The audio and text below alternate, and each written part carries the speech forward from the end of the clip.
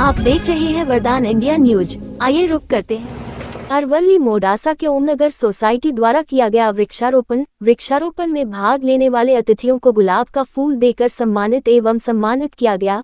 केंद्र सरकार और राज्य सरकार पूरे भारत में वृक्षारोपण पर जोर दे रही है, क्योंकि इन पेड़ों के कारण कहीं न कहीं बारिश लंबे समय तक होती है।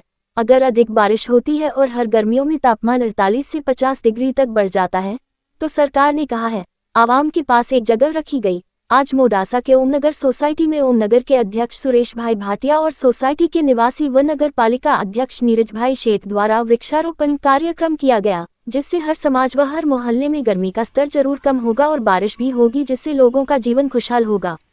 आइए जाने वृक्षारोपण कार्यक्रम पर क्या बोले नगर अध्यक्ष नीरज सेठ।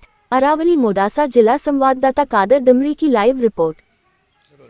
आज रोज तारीख 27/6/2024 रोज ओमनगर सोसायटी खाते वृक्षारोपण કરવામાં આવ્યું, જેની અંદર સોસાયટીના બધા જ રહીશો અને દરેક લોકો ઘર દીઠ એક વ્યક્તિ અહીં આગળ આવ્યા અને વૃક્ષારોપણ કર્યું।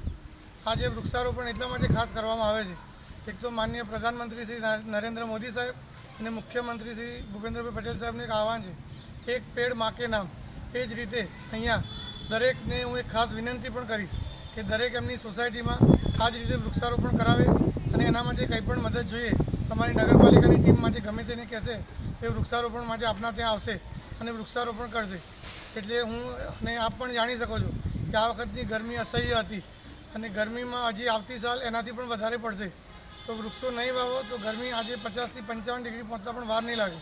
તો દરેક એક વૃક્ષારોપણમાં એક વૃક્ષ એમના માતાના નામે વાવે એવી હું દરેકને नम्र अपील करीश। अस्तु भारत माता। पत्रकारों, अधिवक्ताओं व समाज सेवियों के हित में कार्यरत राष्ट्रीय संगठन नेशनल मीडिया प्रेस क्लब में सदस्यता पाने हेतु 9450122592 पर संपर्क करें व सदस्य बनकर हर पीड़ित की आवाज बने।